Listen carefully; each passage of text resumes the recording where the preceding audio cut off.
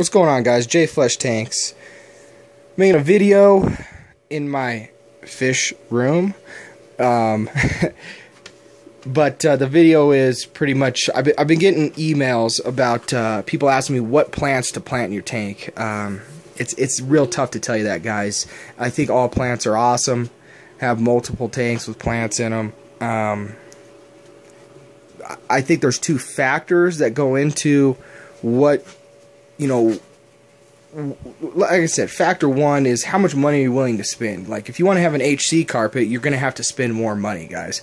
You're going to have better lighting, pressurized CO2, you know, good to great substrate, which costs dough, you know, dosing, root tabs, all that stuff goes into it.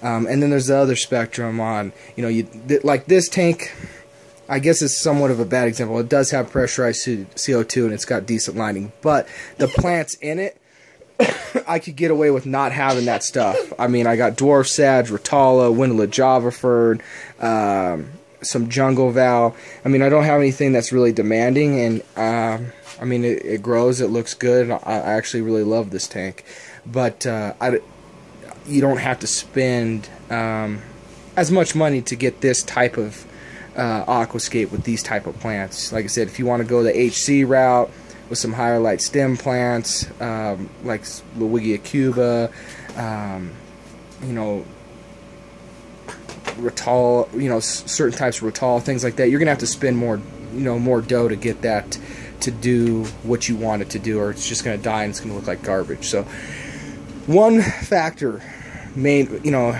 like once again, money's a huge factor with anything. So how much money are you willing to spend to have those type of plants? Number two is another big one, and it's going to be how much time are you willing to devote to caring for those plants.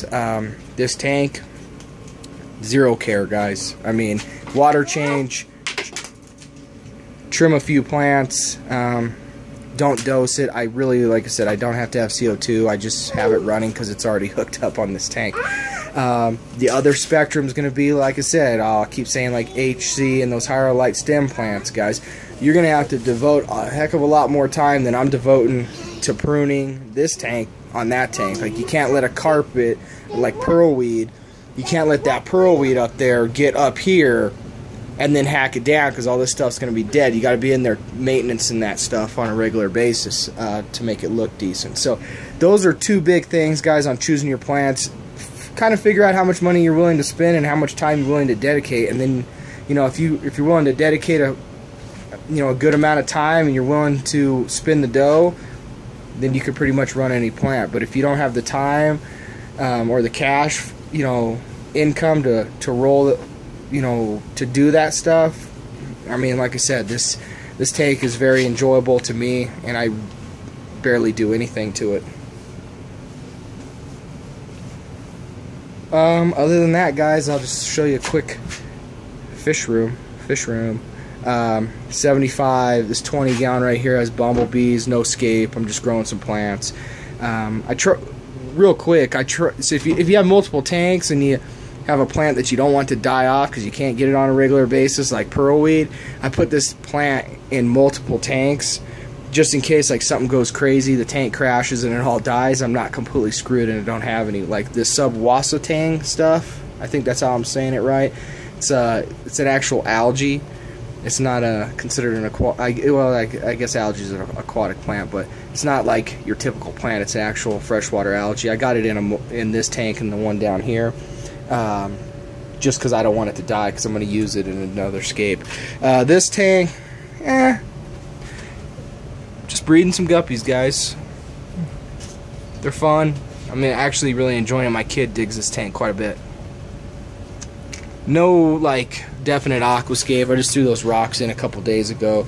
I'm waiting for, I got some SP Japan and some stargrass and a little bit of pearlweed in here that I'm kind of like filling out which one I want to use as a carpet's in. This tank is loaded with shrimp. A bunch of Subwassertang. Let's see, I'm trying to find this shrimp that I put on Instagram. Somebody could ID it. And of course, there's none visible. Typical. There's some crypts in here. I'd like to use these, but I'm too scared to move them and have them die off. So just wait until I figure out what I'm going to do with this tank, aquascape wise. This wood isn't definite. It's just some manzanita wood that I'm waterlogging. More than likely I'll probably use it in this tank. I just don't know yet, and it floats, so that kind of sucks. But there's hundreds of shrimp. This plant right here, this Subwassertang, shrimp love it, man. And I'm trying to grow it out as much as I can. I've been moving it around in different tanks. And I'm going to use this in an aquascape, use some mesh bags and tie it to some rocks. But that's it, guys. 2 major factors: money, time on choosing plants. And I'll catch you guys later. J Flesh Tanks, Mr. Mom Tanks, firedapaquatics.net. Plants, people. I'll show you guys the reef in the next video. Did some major maintenance on that sucker. Later.